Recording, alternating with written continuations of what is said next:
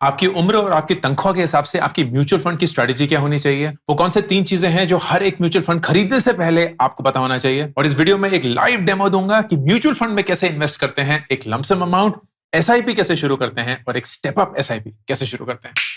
आइए शुरू करते हैं। तो आपकी जो इन्वेस्टमेंट स्ट्रेटेजी होती है वो आपकी उम्र और आपकी इनकम के अनुसार बदलनी चाहिए। जाहिर सी बात है, 20s में आप ज्यादा रिस्क ले सकते हैं, 40s में नहीं ले सकते, 3 लाख की सैलरी में कम इन्वेस्ट कर सकते हैं, 9 लाख में ज्यादा इन्वेस्ट कर सकते हैं। एंड उसके चलते your mutual fund strategy should also change. मैंने एक पिछले वीडियो में एक पूरा मैप बनाया था कि आपके 20s में, आपके 30s में, आपके 40s एंड बियॉन्ड में आपकी तनख्वाह के हिसाब से कैसे कैसे आपके म्यूचुअल फंड के स्प्लिट चेंज हो सकते हैं। 3 म्यूचुअल फंड मेरे हिसाब से हर एक इंसान के लिए काफी होते हैं। आप उसमें बहुत ज्यादा और डाल सकते हैं, लेकिन वो आपकी इच्छा है। एक निफ्टी 50 म्यूचुअल फंड या एक लार्ज कैप म्यूचुअल फंड। ये वो म्यूचुअल फंड है जो बड़ी साइज कंपनीज में इन्वेस्ट करता है। Nifty 50 for example is a great mutual fund to invest in. Bharat की टॉप 50 कंपनीज, वही रिलायंस, वही विप्रो, वही टीसीएस, वही एचडीएफसी, वही सारे यूजुअल सस्पेक्ट्स, उसमें आप इन्वेस्ट कर रहे हैं। स्टेबल कंपनीज हैं, बहुत बड़ी साइज की हैं, बहुत ज्यादा उतार चढ़ाव नहीं होता है, and you get a consistent rate of return over a long period of time, 12 से 13%।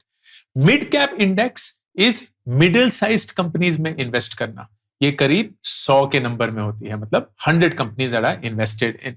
इसमें रिस्क बहुत ज्यादा है क्योंकि छोटी कंपनियां हैं तो उतार चढ़ाव ज्यादा होगा, लेकिन again over a long period of time it gives better returns और has given better returns than the Nifty 50। और फिर सबसे ज्यादा risky mutual fund is the small cap index. करीब 250 कंपनियां, बहुत छोटे साइज की, बहुत ज्यादा रिस्क, बहुत ज्यादा रिस्क। इसीलिए जैसे जैसे आपकी उम्र बढ़ेगी इसका प्रोपोर्शन कम होगा, जैसे जैसे आपकी इनकम कम, या जैसे जैसे नहीं, अगर आपकी इनकम कम होगी तो इसमें हम कम इन्वेस्ट करेंगे। क्यों? क्योंकि बहुत उतार चढ़ाव होता है। छोटी कंपनियां हैं, छोटे छोटे इकोनॉमिक इवेंट से कंपनियां हिल जाती हैं, बंद हो जाती हैं, so you can't take that risk. But अगर आप लॉन्ग पीरियड तक इन्वेस्टेड रहेंगे, the returns have been much better than the Nifty 50 और मिड कैप। तो तीनों का कॉम्बिनेशन होना चाहिए, क्योंकि हम क्यों बड़ा रिटर्न छोड़ें अगर हम रिस्क लेने के लिए तैयार हैं। तो पिछले वीडियो में जो सेगमेंट था वही रिपीट करूंगा, उसको आप देखिए and then we'll come to the next segment. इसको समझने के लिए हम 3 parameters of age and 3 parameters of income को लेते हैं। आप अपने 20s में, 30s में, 40s में हैं, एंड आपकी इनकम साल की 3 लाख से कम है, 3 से 9 लाख के बीच में एंड 9 लाख से ज्यादा है। इन 9 ऑप्शंस को इवैल्यूएट करने की कोशिश करते हैं। तो अगर आप अपनी 20s में हैं, जो आपका टोटल महीने का इन्वेस्टमेंट है उसमें 75% मोटा मोटा आप इक्विटी में इन्वेस्ट करेंगे अगर आपकी तनख्वाह 3 लाख से कम है। अगर 3 लाख और 9 लाख के बीच में है तो 75, अगर 9 लाख से ज्यादा है तो 80%। एंड इस अमाउंट में से कैसे उसको स्प्लिट करें? तो अगर आप 100 रुपए म्यूचुअल फंड्स में इन्वेस्ट कर रहे हैं तो उसमें से 40 रुपए अगर 3 लाख से कम आपकी तनख्वाह है वो जानी चाहिए निफ्टी 50 में, 30 रुपए मिड कैप में एंड 30 रुपए स्मॉल कैप में। अगर आपकी तनख्वाह 3 से 9 लाख रुपए है तो आप थोड़ा सा रिस्क ज्यादा ले सकते हैं, मतलब आप स्मॉल कैप की तरफ थोड़ा ज्यादा एंड निफ्टी 50 में थोड़ा सा कम जा सकते हैं। तो वही 100 रुपए अब आप 30 रुपए, 40 रुपए और 30 रुपए के रेशियो में बांटेंगे, मतलब 30, 40 एंड 30%। एंड अगर आपकी तनख्वाह 9 लाख से ज्यादा है एंड आप अपने 20s में ही है तो आपके पास रिस्क लेने के लिए काफी ज्यादा एपेटाइट हो सकता है। तो आप 25% निफ्टी 50 में, 40% मिड कैप में एंड 35% स्मॉल कैप में डालेंगे। अब यही अगर आप अपने 30s में आ जाते हैं एंड यही सेम इनकम स्लैब्स 3 लाख, 3 से 9 लाख एंड 9 से ज्यादा। अब 30s में 3 लाख से कम कमाना सडनली काफी रिस्की हो जाता है, क्योंकि आपका नहीं, आपके परिवार की भी रिस्पॉन्सिबिलिटी आप पे होगी मोस्ट लाइकली। तो आप इक्विटी में 70% इन्वेस्ट करेंगे, उससे ज्यादा नहीं, ये भी बिल्कुल मैक्सिमम। एंड उसमें भी ज्यादा से ज्यादा निफ्टी 50 में। क्यों? क्योंकि वो रिलेटिवली सेफर है। तो 70% आपका टोटल इन्वेस्टमेंट में से जाएगा निफ्टी 50 का, 25% जाएगा मिड कैप में और सिर्फ 5% जाएगा स्मॉल कैप में। हम ज्यादा रिस्क नहीं ले सकते इस एज और इस इनकम के कॉम्बिनेशन पे। अगर 3 से 9 लाख रुपए है एंड आप अपने 30s में हैं तो 75% आप इक्विटीज में डाल सकते हैं, उसमें 60% Nifty 50, 30% mid cap, 10% small cap. And अगर आप अपने 30s में हैं एंड 9 लाख से ज्यादा कमाते हैं तो you are in a good spot. 50% हम निफ्टी 50 में डालेंगे, 35% मिड कैप में एंड 15% स्मॉल कैप में, with total 75% of our investment going into equity. अब अगर आप अपने 40s में आते हैं तो बहुत लोगों को लगे यार ये तो बूढ़े हो गए, वक्त खत्म हो गया है, अब इन्वेस्टिंग करने का क्या फायदा। गलत, आपके पास अभी भी 15 से 20 साल हैं before you retire, which is good enough time for you to build a retirement corpus. 3 lakh से कम में बहुत ज्यादा रिस्क है, तो आप 50% से ज्यादा इक्विटी में नहीं इन्वेस्ट करेंगे, एंड उसमें भी 80% निफ्टी 50 में जाएगा, 20% मिड कैप में। स्मॉल कैप में डालने का रिस्क नहीं लिया जा सकता at this age and income combination. 3 lakh और 9 लाख के बीच में अगर तनख्वाह है तो 60% हम इक्विटी में इन्वेस्ट करेंगे, उसमें से 75% Nifty 50, 25% mid cap, small cap में अभी भी नहीं। एंड अगर आप 40 साल के हैं एंड 9 लाख से ज्यादा कमाते हैं तो 70% इक्विटी में, उसमें भी 70% Nifty 50 and 30% mid cap, small cap में हम इन्वेस्ट नहीं करेंगे। This could be a guiding principal basis your age and your income. देख लिया, चलिए वापस। अब किसी भी म्यूचुअल फंड को, चाहे वो निफ्टी 50 हो, मिड कैप हो, स्मॉल कैप हो, या कोई और म्यूचुअल फंड जो आप सिलेक्ट करना चाहते हैं, उसको सिलेक्ट करने का तरीका क्या होता है। आप तरीके बहुत सारे हो सकते हैं, लेकिन 3 चीजें जो मैं हर म्यूचुअल फंड को सिलेक्ट करने से पहले देखता हूं। Number 1, expense ratio. ये क्या है? ये वो खर्चा है जो आप म्यूचुअल फंड को दे रहे हैं फॉर डूइंग देयर जॉब, क्योंकि वो खैरात में तो काम नहीं कर रहे हैं, उनको भी अपना धंधा चलाना है। तो एक्सपेंस रेशियो इज कि आपकी इन्वेस्टमेंट का कितना % वो अपने खर्चे पानी के लिए रखते हैं and the rest is invested. For example, अगर एक्सपेंस रेशियो 1% है और आपने 100 रुपए इन्वेस्ट करे तो 99 रुपए इन्वेस्ट होंगे और 1 रुपए जो है वो म्यूचुअल फंड रख लेगा अपने सैलरीज के लिए, अपने ऑफिस के काम के लिए। एक्सपेंस रेशियो जाहिर सी बात है जितना कम हो उतना अच्छा है। एंड इंडेक्स म्यूचुअल फंड जो होते हैं they tend to have a very low expense ratio। क्यों? क्योंकि इंडेक्स में कोट एंड कोट ज्यादा काम नहीं करना पड़ता। अगर आप एक निफ्टी 50 का म्यूचुअल फंड ले रहे हैं तो उसके जो म्यूचुअल फंड मैनेजर हैं उन्हें पता है कि यही 50 कंपनीज में इन्वेस्ट करना है, इसी वेट में इन्वेस्ट करना है, तो उनको अपना ज्यादा रिसर्च वगैरह नहीं करना पड़ता, and that's why their cost can be much lower. लेकिन अगर आप कोई ऐसा म्यूचुअल फंड खरीदते हैं which is very exclusive, which is driven by a lot of research, चाहे वो पराग पारेख की म्यूचुअल फंड हो गए या कोई और स्पेसिफिक थीमेटिक म्यूचुअल फंड हो गया, कोई ग्रोथ म्यूचुअल फंड है, कोई बैंकिंग म्यूचुअल फंड है, कोई फार्मा म्यूचुअल फंड है, व्हाटएवर द केसेस, वहां म्यूचुअल फंड मैनेजर को मेहनत करनी पड़ेगी कि कौन से स्टॉक खरीदें, कितने खरीदें, कौन से बेचें, कितने बेचें, फलाना ढमका, and that's why their cost will be higher, क्योंकि टीम खड़ी करनी पड़ेगी ये सब चीजों के लिए, and the expense ratio will also be high. तो एक्सपेंस रेशियो जितना लो रहे उतना अच्छा है, but of course that's not the only criteria. तो criteria number 2, exit load. Exit load क्या होता है? म्यूचुअल फंड बोलता है कि यार आपने आज इन्वेस्ट कर दिया, अब आप 1 महीने बाद बेचना चाहते हैं, इसके लिए ना आपको पेनल्टी देनी पड़ेगी।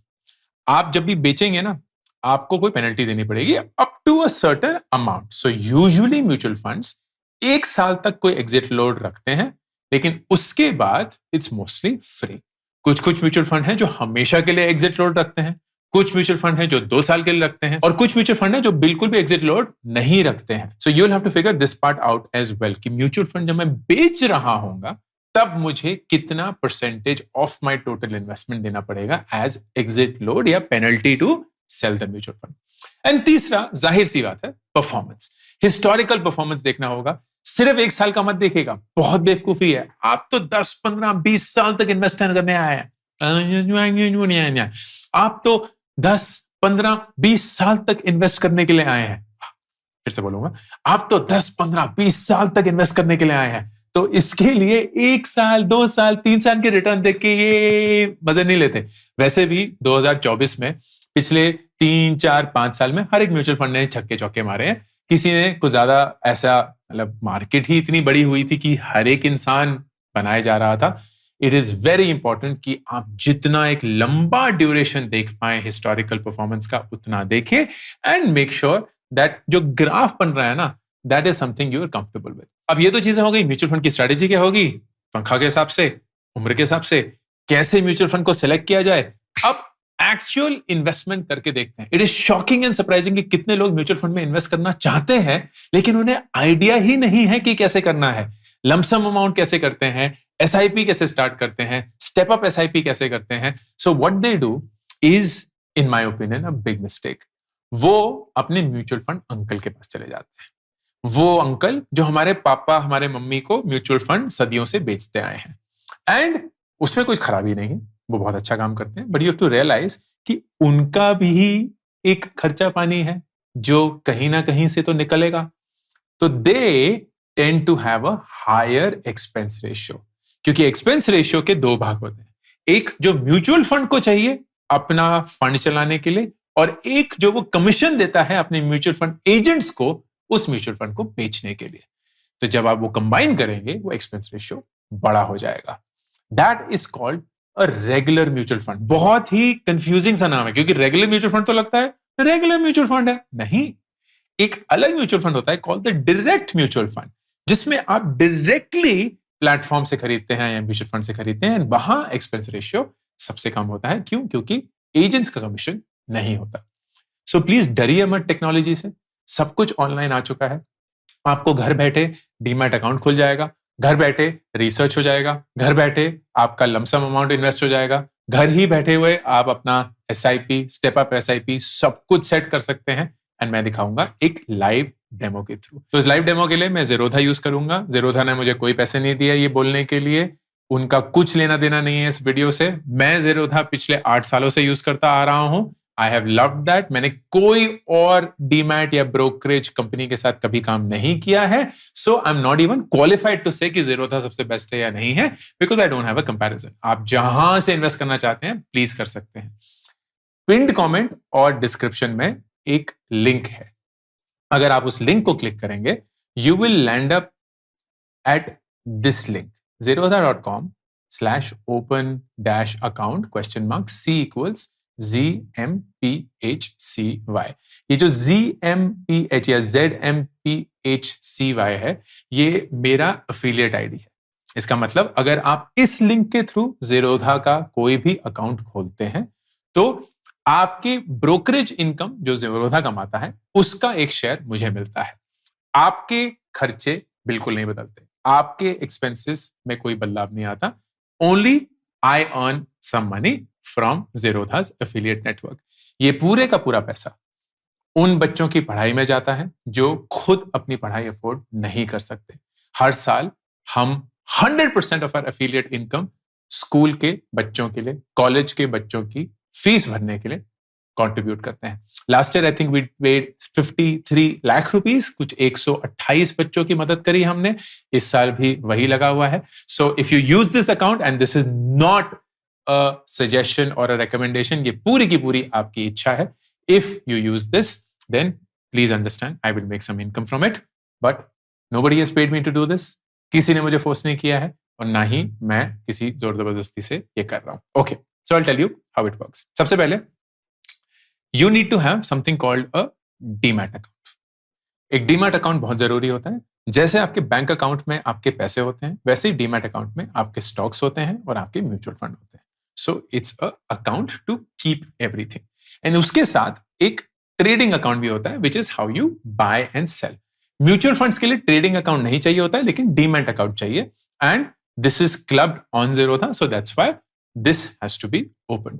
आप अपने फोन नंबर से सब कुछ करते हैं। मैंने बहुत सारे वीडियो बनाए हुए हैं। इनफैक्ट वीडियो का एक इंपॉर्टेंट हिस्सा मैं आपको दिखा भी दूंगा कि ये जर्नी पूरी कैसे होती है। पूरे का पूरा KYC है, मतलब इलेक्ट्रॉनिकली KYC होता है। आपका आधार नंबर अगर आपके मोबाइल नंबर से लिंक्ड है, so you can easily set this up and कुछ ही घंटों में आपका डीमैट अकाउंट एक्टिव हो जाएगा। One very interesting thing that has happened lately is Zerodha pricing. तो अगर आप देखेंगे, कभी भी आप, ये प्राइसिंग की उनकी पेज है, कभी भी आप कोई स्टॉक डिलीवरी के लिए लेते हैं। What is delivery? मतलब आपने स्टॉक ले लिया है एंड यूर लाइक, अब मैं इसका पोजेशन लेना चाहता हूं and I will keep it for how ever long I want. तो उसके लिए कोई चार्ज नहीं होता, इट इज फ्री, 100 रुपीज। लेकिन अगर आप इंट्राडे या फ्यूचर्स एंड ऑप्शंस ट्रेडिंग करते हैं, मतलब आपने एक ही दिन में खरीद लिया और बेच दिया, या फ्यूचर्स एंड ऑप्शंस खरीद रहे हैं, सो इट इज 20 रुपीज पर trade. And this is where Zerodha makes bulk of its money. ये हमारे लिए सबसे जरूरी है for this video. Free direct mutual fund. All direct mutual fund investments are absolutely free. कोई कमीशन नहीं and कोई DP चार्जेस भी नहीं। मतलब whatever you buy from Zerodha or for that matter most platforms, आपको कोई खर्चा नहीं देना होता है beyond the expense ratio of the mutual fund itself, which is brilliant. क्योंकि अब घर बैठे हम ये सारी चीजें मुफ्त मुफ्त मुफ्त में कर सकते हैं. Here is how it works. The platform to buy mutual funds from Zerodha is called Coin. तो हम जाएंगे coin.zerodha.com पे, और जब हम जाएंगे और लॉग इन करेंगे तो हमारा ये एक पेज खुलेगा. ये मेरा एक डीमैट अकाउंट है जिसमें अभी आप देख सकते हैं मैंने 23 लाख रुपए इन्वेस्ट करे हैं, वो 30 लाख रुपए बन चुके हैं, 7 लाख रुपए का मुनाफा, 30% का एब्सोल्यूट पीएनएल रिटर्न है. और अगर XIRR करेंगे मतलब कि साल का एवरेज आप कितना बनाते हैं, तो अराउंड 45% है. ये बहुत ही रैंडमली हाई नंबर है. ये एक्सपेक्ट मत करिएगा. इनफैक्ट ये भी एक्सपेक्ट मत करिएगा. अभी मैंने बताया मार्केट अनरियल बुल रन पे है, तो सबको लग रहा है कि वो स्टॉक मार्केट के भगवान बन चुके हैं, खुदा बन चुके हैं एंड वो रॉक स्टार हैं. नहीं भाई, ये सब कुछ संभल जाएगा. एक करेक्शन आएगा, सब कुछ सीधा हो जाएगा, फिर से बढ़ेगा, फिर से करेक्शन आएगा. यही नीति है, यही रीति है, तो यही चलती रहती है. एनीवे, हमारा वो पॉइंट नहीं है. तो हमें अगर निफ्टी 50 का एक म्यूचुअल फंड खरीदना है तो you can first go and search. In fact अगर आप कॉइन के पेज पे होंगे ना, एक बड़ा अच्छा सा इनका ये एक्सप्लोर का ऑप्शन है.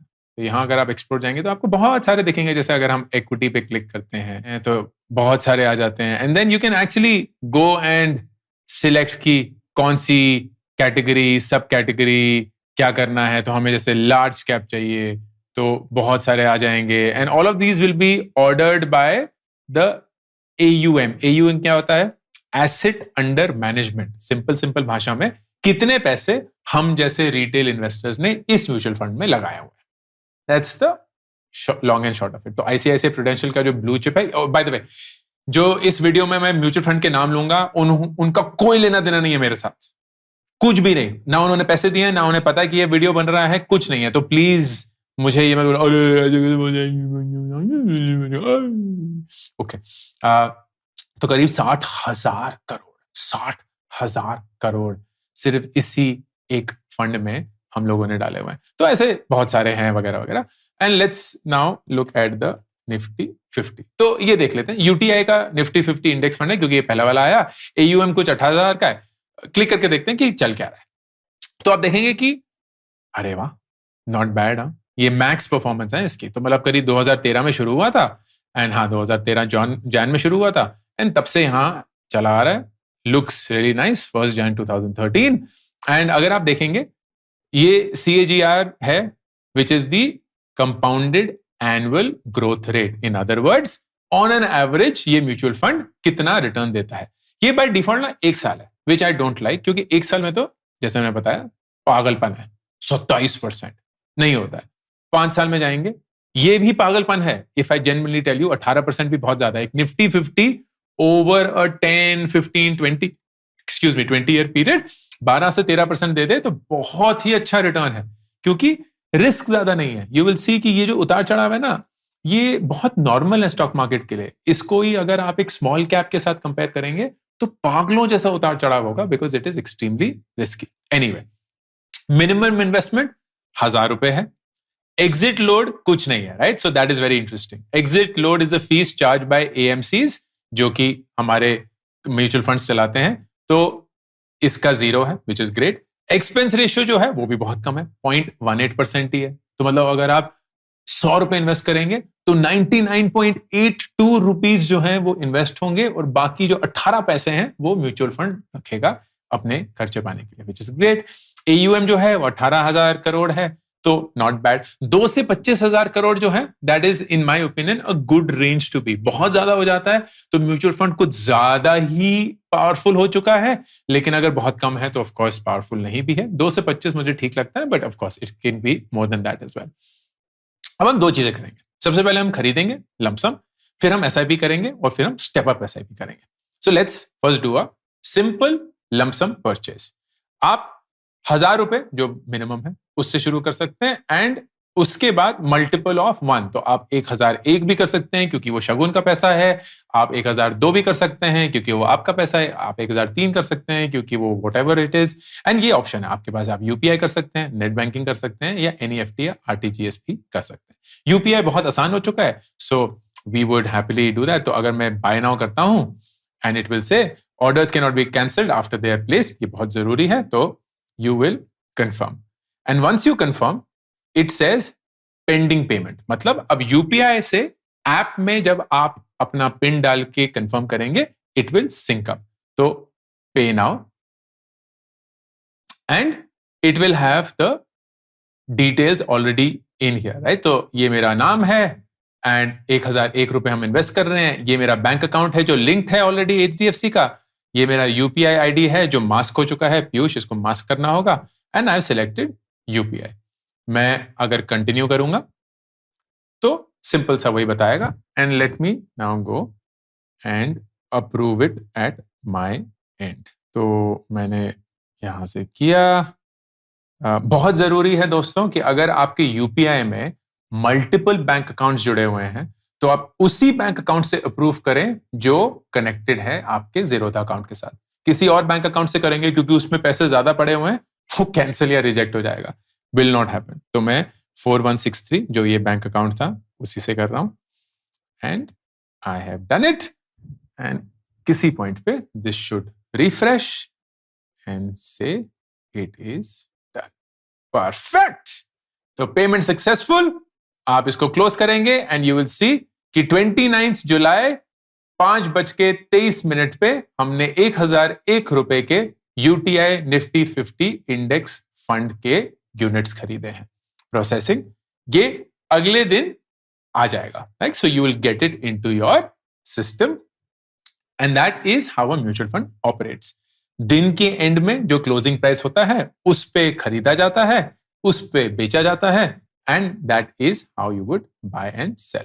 Now let's go and start a SIP. क्योंकि हमारा मेन फोकस लमसम नहीं है, SIP है. हमें 10, 15, 20 साल की SIP करनी है क्योंकि वही हमारे करोड़ों और लाखों रुपए बनेंगे. लाखों.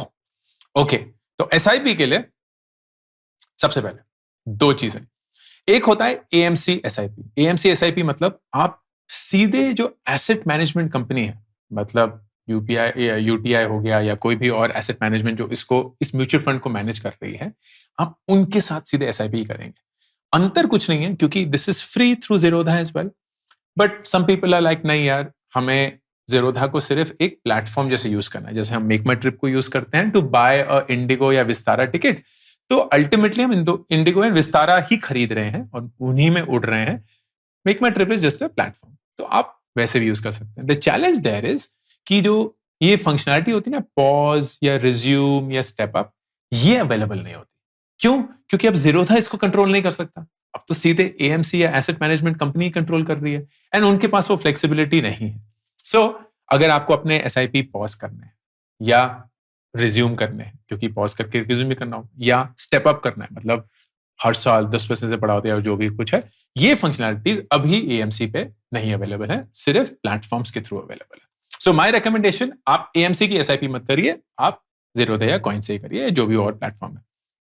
क्रिएट मैंडेट, ये भी आएगा, right? So you will have to give a mandate to Zerodha कि आप हर महीने इतने अमाउंट का डिडक्शन मेरे से कर सकते हैं. जैसे हम बैंक को EMI देने के लिए एक मैंडेट बनाते हैं, मतलब आपको ये परमिशन देनी पड़ेगी किसी को कि आप हर महीने की 7 तारीख को इस अमाउंट को मेरे से निकाल सकते हैं. तो लेट्स कॉल दिस समथिंग. मैंने निफ्टी 50 कॉल कर लिया. ये मेरा बैंक अकाउंट है जो कि ज़ीरोधा से लिंक्ड है. Accept, continue. एंड यहां आप देखेंगे कि बहुत सारे ऑप्शंस वगैरह रहेंगे, राइट? तो आपका डेबिट कार्ड, नेट बैंकिंग, आधार, इससे आप वेरीफाई कर सकते हैं.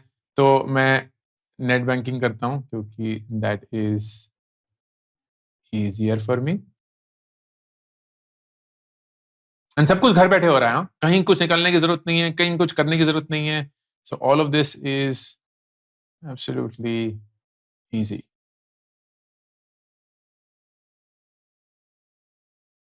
तो देख लीजिए एक बार.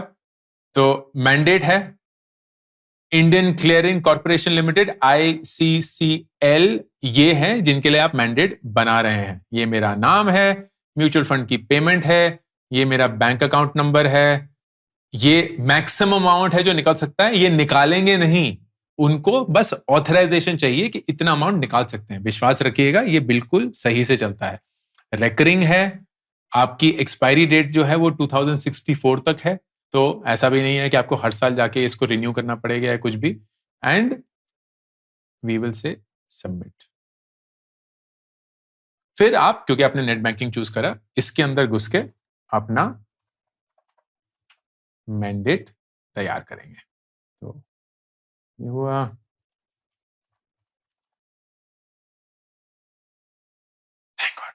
ओटीपी आएगा आपके फोन नंबर पे, तो आप ओटीपी डालेंगे। मैं डालता हूं, आ गया मी मी मी मी। अच्छा ओटीपी था, मी मी मी बी मी मी। सक्सेस। रीडायरेक्टिंग। एंड ये आपका मैंडेट अप्रूवल ऑटोमेशन डन। ठीक है, ये हो गया है। Mandate will be activated with in 72 hours. तो जो, जैसे ये 29 तारीख है, जो आपकी एसआईपी की डेट है वो 3 दिन बाद ही हो सकती है। अगर आपने उस दिन से पहले डाल दिया है तो वो अगले महीने से शुरू होगी। तो इसलिए मेरा ये क्या है कि 5 दिन बाद की डेट डाल दी जाए ताकि वो उसी महीने से शुरू हो जाए। तो आप देखेंगे एक मैंडेट आ चुका है विच सेज प्रोसेसिंग। तो इनिशियल इन्वेस्टमेंट मतलब पहला लमसम इन्वेस्टमेंट ये 0 भी हो सकता है, and in fact I would say 0 ही होना चाहिए। एंड देन फिर इंस्टॉलमेंट अमाउंट विच इज कि आपके एसआईपी का अमाउंट कितना होगा। मंथली एसआईपी करेंगे, मेरा लकी नंबर 7 है तो हम 7वीं तारीख को करेंगे। एंड इसी में you can see step up. तो स्टेप अप का क्या मतलब, अगर आपने ऑन कर दिया तो जितना भी आप अमाउंट डालेंगे उससे स्टेप अप हो जाएगा। और कब होगा दैट इज वेरी इंपॉर्टेंट। इसका by default is the same date जब आप एसआईपी शुरू करते हैं। एंड व्हाई इज दैट, क्योंकि जब आप एसआईपी शुरू करेंगे एंड आप 7वीं तारीख को कर रहे हैं ना, तो तब तक तो ये डेट निकल चुकी होगी, विच मीन्स अगले साल ही दिस विल गेट एक्टिवेटेड। सो थोड़ा सा मिसलीडिंग, या थोड़ा मिसलीडिंग नहीं एक्चुअली, थोड़ा सा कंफ्यूजिंग है, because I would have loved it like जैसे कैलेंडर में आता है ना कि 10% एवरी ईयर या एवरी वीक या एवरी मंथ वगैरह वगैरह, but this is how they have chosen to be and that's perfectly fine. तो अभी के लिए हम इसको ऑफ कर देते हैं क्योंकि अभी हम सिर्फ एसआईपी कर रहे हैं। And this is what it says, SIP will be active until cancelled. तो आप इनडेफिनेट पीरियड के लिए ये एसआईपी स्टार्ट कर रहे हैं। And the NAV will be calculated on the days funds released, on the day funds are release at the clearing corporation. So जो भी आप ये पैसे डालेंगे जैसे करेंगे, उस दिन पे जो भी एनएवी होगा या net asset value, in other words mutual fund का प्राइस, उसी प्राइस पे ये यूनिट्स खरीदे जाएंगे। तो हम क्रिएट करते हैं एसआईपी। ओ ये 1000 ही डालना पड़ेगा, ये लमसम अमाउंट नहीं है, ठीक है। तो हम क्रिएट करते हैं SIP. So here's what it's saying, you creating a monthly SIP for 1000 rupees in UTI Nifty 50 index indefinitely. Indefinitely से आप प्लीज डरिएगा मत, दैट इज द इंटेंशन कि जब तक है जहां एसआईपी चलता रहेगा। कंफर्म। एंड जब आप ये करते हैं देन यू हैव टू पे नाउ। अब ये पे नाउ जो है, this is an interesting thing. तो सबसे पहले तो हम एक पे नाउ करेंगे। तो जो 1000 रुपए हमने डालने हैं, and I will put the 1000 rupees. ये हो गया एंड क्लोज। तो ये जैसे मैंने बताया 3 दिन बाद शुरू होता है। तो जो भी आप एसआईपी चूज करेंगे वो 3 दिन बाद ही शुरू होगी। सो उसकी जो डेट है वो आप 3 दिन बाद दीजिएगा। And the best thing is कि आप 5 दिन बाद दे दें, because then it will be all safe and secure. तो आप वो कर लेंगे। बाकी सारा process the same as I have already shared with you. जब आप ऑटोमेटिक स्टेप अप करेंगे तो ये याद रखिएगा कि ये अगले साल 10% से बढ़ जाएगा। तो मतलब आपने 1000 रुपए का जो अभी एसआईपी अमाउंट किया हुआ है वो अगले साल से जुलाई 29 से 1100 रुपए हो जाएगा। एंड देन अगर आपने 2000 किया था तो 2200 रुपए हो जाएगा, so on and so fourth. लेकिन उसके 1 साल बाद आई थिंक अभी जो मेरी अंडरस्टैंडिंग है वो रुक जाता है। So you'll have to start all over again, but that's pretty much it. इसके साथ अब कोई एक्सक्यूज नहीं रहना चाहिए for you to start your mutual fund SIPs. Mutual funds are a great way to invest, are a safe way to invest, and are, in my opinion, mandatory for everyone who is earning to invest. अपनी as और अपनी income के अनुसार एक mutual fund strategy क्या होनी चाहिए वो हमने आपको दिखा दिया है, कैसे होता है वो भी समझा दिया है। अब काम आपका है, करना जरूरी है दोस्त, पीछे नहीं हटना है। Okay, promise? I love it. Ankur Variku signing off. मेरी नई किताब मेक